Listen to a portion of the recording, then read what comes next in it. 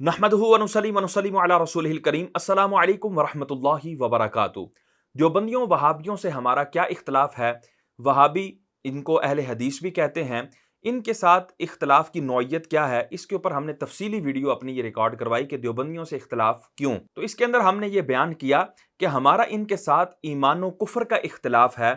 फुरूई चीज़ें जो हैं कि दुरूद पाक पढ़ना ना पढ़ना, मिलाद करना ना करना, जुलूस निकालना ना निकालना, झंडियां लगाना ना लगाना, कब्र पर अजान देना ना देना, तो ये इख्तलाफात, ये फुरूई इख्तलाफात हैं और ये इख्तलाफात निकाले गए हैं फ़कत अपने इन बड़े कुफ्रियात को छुपाने के लिए। असल में जो हमारा इनके साथ इख्तलाफ है वो ईमान और कुफ्र का इख्तलाफ है। तो वो तफसीली वीडियो हमने रिकॉर्ड करवाई है। जो तफसील का ख्वाहा हो, तफसील चाहता हो, तो वो हमारी वो वीडियो मुकम्मल बिल इस्तेआब सुने, इंशाअल्लाह उसको बात समझ में आ जाएगी।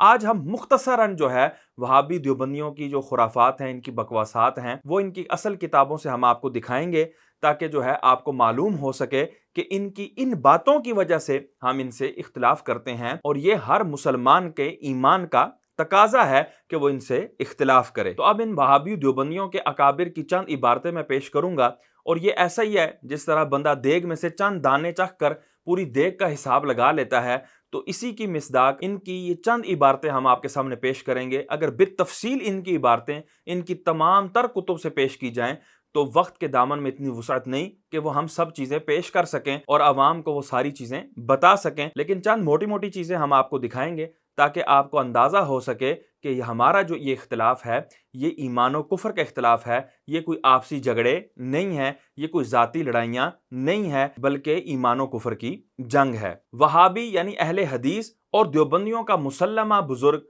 मोहम्मद बिन अब्दुल वहाब नजदी, ये उसकी किताब है किताबुत तौहीद। इस किताबुत तौहीद का एक तो ये मेरे पास पुराना एडिशन है और एक ये नया एडिशन है इसका। इसके सफ़ा नंबर 361 के ऊपर मोहम्मद बिन अब्दुल वहाब नजदी ने क्या लिखा? इसने हज़रत आदम अलैहिस्सलाम और हज़रत अम्मा हव्वा रदी अल्लाह ताला अन्हा को सबसे पहला शिर्क करने वाला लिखा कि इन दोनों ने शिर्क फिल इताअत का इर्तिकाब किया था, माज़ अल्लाह सुम्मा माज़ अल्लाह। और जिस रिवायत का उसने सहारा लिया वो इसराइली मरदूद रिवायत है।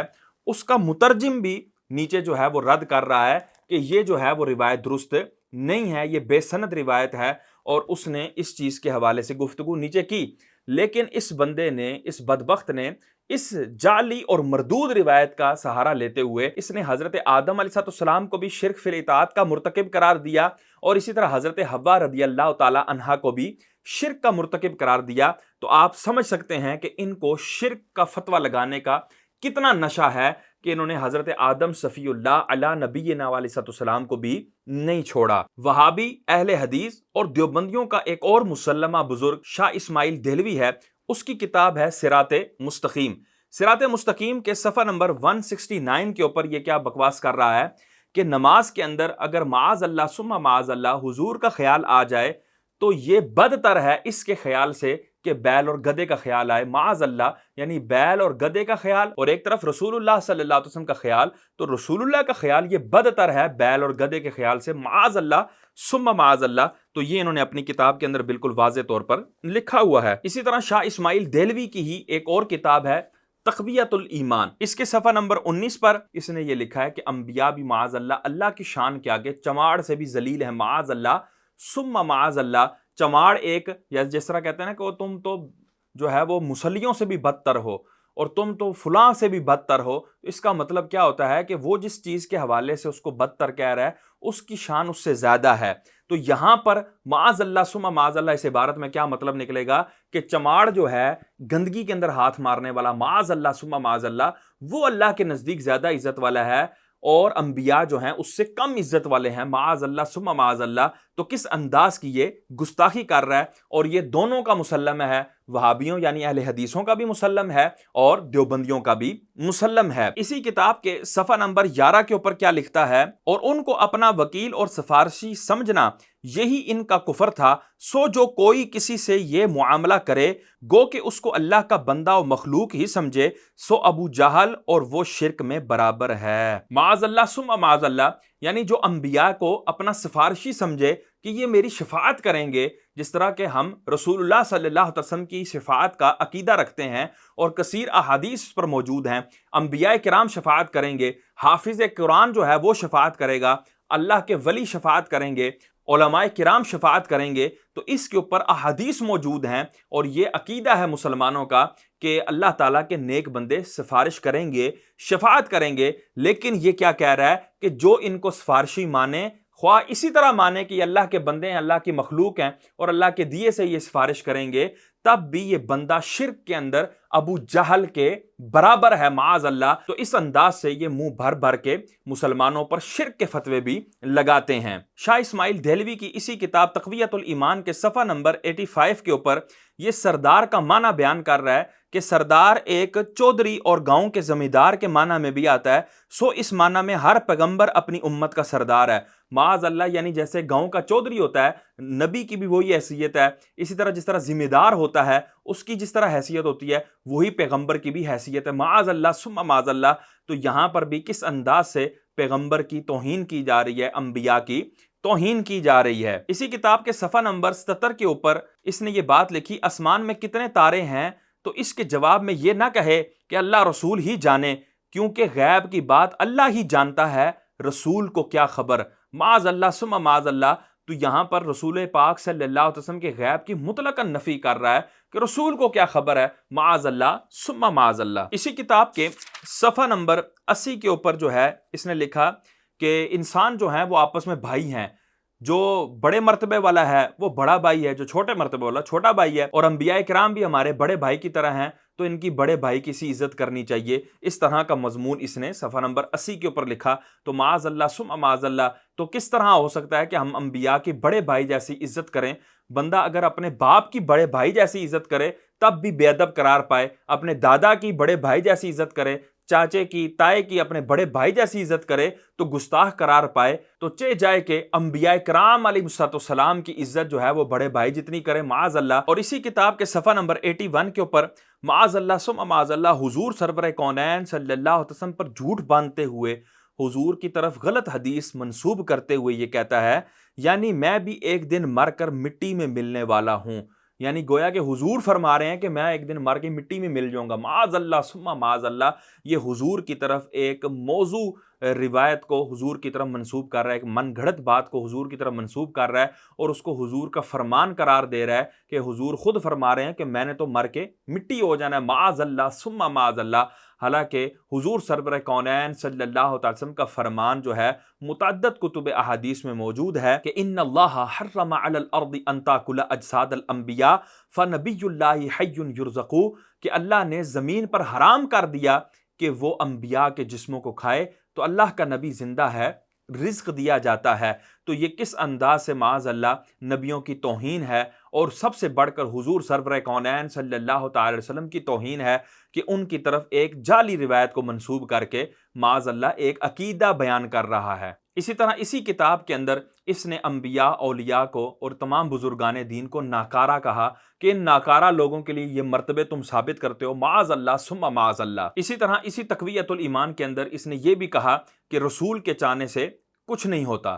تو یہ ان دونوں کا، وہابیوں یعنی اہل حدیث اور دیوبندیوں دونوں کا مسلمہ بزرگ ہے شاہ اسماعیل دہلوی۔ یہ اس کی چند باتیں میں نے آپ کے سامنے رکھی ہیں۔ اب آ جائیں دیوبندیوں کے جو مسلمہ بزرگ ہیں، اشرف علی تھانوی، قاسم نانوتوی، رشید احمد گنگوئی، خلیل احمد امبیٹوی۔ یہ جی اشرف علی تھانوی کی کل کائنات، اس کی کتاب ہے حفظ الایمان۔ اس کے صفحہ نمبر 13 کے اوپر جو اس نے عبارت لکھی ہے کہ حضور سرور کونین صلی اللہ علیہ وسلم کے علم کو اس نے بچوں کے ساتھ، جانوروں کے ساتھ اور پاگلوں کے ساتھ معاذ اللہ تشبیہ دی، یعنی جتنا حضور کو علم ہے اتنا ہی معاذ اللہ ثم معاذ اللہ جمی حیوانات و بہائم کو بھی حاصل ہے۔ مجھے بتاؤ مسلمانوں، کیا یہ رسول اللہ صلی اللہ علیہ وسلم کی توہین نہیں؟ کیا یہ ان کے حق میں یہ گالی نہیں؟ بالکل ہے، اور یہ ان کے بڑے اشرف علی تھانوی نے اپنی کتاب کے اندر یہ چھاپی ہے۔ ان کا دوسرا امام قاسم نانوتوی، اس کی یہ کتاب ہے تحذیر الناس۔ اس کے اندر اس نے ختم نبوت کا انکار کیا۔ حضور سرور کونین صلی اللہ علیہ وسلم سب سے آخری نبی ہیں، آپ کا زمانہ تمام انبیاء کے زمانے کے بعد ہے، اب کوئی نیا نبی نہیں آئے گا۔ اس نے اس چیز کا انکار کیا۔ اس کے صفحہ نمبر 4 اور 5 کے اوپر اس نے وہ مانا کہ جو حضور سرور کونین صلی اللہ علیہ وسلم نے اپنے ختم نبوت کا بیان کیا، صحابہ کرام نے جو ختم نبوت کا معنی بیان کیا، اسی طرح تمام امت کا جس معنی کے اوپر اجماع ہے اس معنی کو اس نے اہل فہم کے خیال سے خارج قرار دیا، معاذ اللہ ثم معاذ اللہ۔ تو اس کے نزدیک حضور سرور کونین صلی اللہ علیہ وسلم بھی اہل فہم سے خارج ہیں، صحابہ بھی، اسی طرح ائمہ مجتہدین بھی، اور تمام امت بھی۔ تو ایک انکار تو اس نے صفحہ نمبر 4 اور 5 کے اوپر کیا، اور صفحہ نمبر 18 کے اوپر اس نے دوبارہ سے حضور سرور کونین صلی اللہ علیہ وسلم کی ختم نبوت کا انکار کیا۔ ان کا ایک اور امام خلیل احمد امبیٹوی، یہ اس کی کتاب ہے براہین قاطعہ، یہ چھپی ہوئی کہاں کی ہے؟ یہ انہی کے ادارے دیوبند کی چھپی ہوئی ہے، دیوبند سے یہ چھپی ہوئی کتاب ہے۔ اس کے صفحہ نمبر 7 کے اوپر یہ امکان کذب کا عقیدہ لکھ رہا ہے کہ اللہ تبارک تعالیٰ جھوٹ بول سکتا ہے، یہاں پر اس نے امکان کذب کا عقیدہ لکھا، اور اس کے صفحہ نمبر 55 کے اوپر اس نے جو ہے معاذ اللہ ثم معاذ اللہ حضور سرور کونین صلی اللہ علیہ وسلم کے علم کے حوالے سے کس طرح کی دریدہ دہنی کی، وہ ہم نے اس طویل ویڈیو کے اندر بیان کی ہوئی ہے۔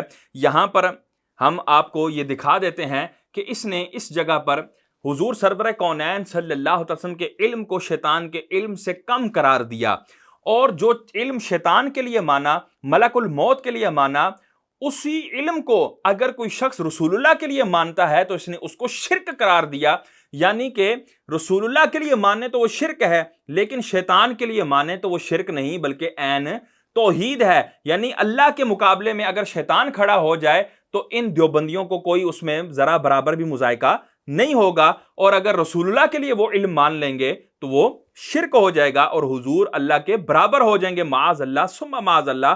مجھے بتائیں کہ ان کو حضور سرور کونین صلی اللہ تعالی وسلم سے کس انداز سے دشمنی ہے اور شیطان سے کس انداز کی دوستی ہے؟ یہ بالکل واضح ہے اس کی یہ عبارت۔ اور یہ کتاب اس نے کس کے حکم سے لکھی؟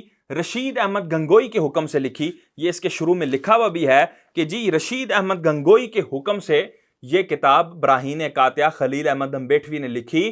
تو یہ جتنے بھی کفریات ہیں اس کتاب کے وہ رشید احمد گنگوئی کے کھاتے میں بھی پڑے، لیکن فتاوی رشیدیہ کے اندر اس نے امکان کذب کے حوالے سے قول کیا، اور صفحہ نمبر 237 کے اوپر فتاوی رشیدیہ کے اس نے یہ لکھ دیا کہ چنانچہ اہل عقل پر مخفی نہیں، پس مذہب جمیع محققین اہل اسلام و صوفیاء کرام و علماء اعظام کا اس مسئلے میں یہ ہے کہ کذب داخل تحت قدرت باری تعالی ہے، یعنی اللہ تبارک تعالیٰ جھوٹ بول سکتا ہے۔ ایک تو اس نے کذب باری تعالیٰ کے ممکن ہونے کا فتویٰ دیا، دوسرا اس نے وقوع کذب باری تعالیٰ کا بھی فتویٰ دیا جو الگ سے چھپا۔ یہ جو امکان کذب کا فتویٰ ہے یہ تو فتاوی رشیدیہ میں موجود ہے، جو وقوع کذب کا فتویٰ ہے وہ الگ سے چھپا تھا، اور کئی سال تک اس کا رد ہوتا رہا، اور اس پر رشید احمد گنگوئی کی اپنی مہر تھی، دستخط تھے، لیکن یہ کئی سال تک اس نے چپ سادھی رہی، بالکل یہ نہیں بولا، اور اس نے اس فتوے کا رد نہیں کیا، اور علماء کرام اور اس وقت کے اجلہ بڑے بڑے علماء کرام اس کا رد کرتے رہے، اور یہ بندہ جو ہے وہ بالکل خاموشی کی تصویر بنا رہا۔ اور اس عقیدے سے انہوں نے کس پر زد ڈالی؟ قرآن مجید کی صداقت پر زد ڈالی کہ جو رب جھوٹ بول سکتا ہے، بلکہ اس نے معاذ اللہ بولا بھی ہے، تو یقیناً اس نے قرآن میں بھی جگہ بجگہ جھوٹ بولا ہوگا۔ جو یہ اس نے کہا ہوگا کہ کافروں کو میں عذاب دوں گا، یہ جھوٹ بولا ہوگا۔ جو یہ کہا ہوگا معاذ اللہ ثم معاذ اللہ میں جو ہے مسلمانوں کو ہمیشہ ہمیشہ کی جنت میں داخل کروں گا، معاذ اللہ یہ جھوٹ بولا ہوگا۔ اور یہ کہا جو اسلام حق پر ہے، کیا پتہ اللہ نے جھوٹ بول دیا، او معاذ اللہ ثم معاذ اللہ۔ اس طرح ہر آیت شک و شبہ کے اندر چلی جائے گی۔ یہ دیکھیں کس انداز سے ان لوگوں نے کانٹ کیے۔ تو اشرف علی تھانوی، اسی طرح قاسم ننوتوی، رشید احمد گنگوئی اور خلیل احمد امبیٹوی، ان کی یہ عبارات ہیں جن کی بنا پر سیدی و سندی اعلیٰ حضرت امام احمد رضا خان فاضل بریلی رحمۃ اللہ تعالی علیہ نے ان کے اوپر کفر کا فتویٰ دیا حسام الحرمین کی صورت میں۔ تو اس طرح کے کفریہ کلمات کے کہنے والوں کو کیسے مسلمان کہا جا سکتا ہے، اور ان کے ساتھ باہمی بھائی چارگی کیسی کی جا سکتی ہے؟ ان باتوں کی وجہ سے ہم دیوبندیوں کے ساتھ، وہابیوں کے ساتھ کسی طرح کے میل جول کو پسند نہیں کرتے، اور جو ان کے ساتھ ان کی نجی محافل میں بغیر ضرورت شرعیہ کے تحقق کے ان کے ساتھ ملتا ہے، جلتا ہے، ہم اس کے اوپر بھی اعتراض کرتے ہیں، اور وہ ہمارا شرعی حق ہے، اور وہ شریعت مطہرہ کے کیے ہوئے اعتراضات ہیں جو ہم آپ لوگوں تک پہنچاتے ہیں۔ اللہ تبارک و تعالیٰ سے دعا ہے اللہ تبارک و تعالیٰ ہمیں ان بدمزموں سے بچائے، ہماری نسلوں کو بھی ان بدمزموں کے سائے سے محفوظ رکھے، اور اللہ تبارک و تعالیٰ ہمیں عشق رسول میں ہی زندگی اور عشق رسول میں ہی موت عطا فرمائے۔ آمین بجاہ النبی الامین صلی اللہ تعالیٰ علیہ وسلم۔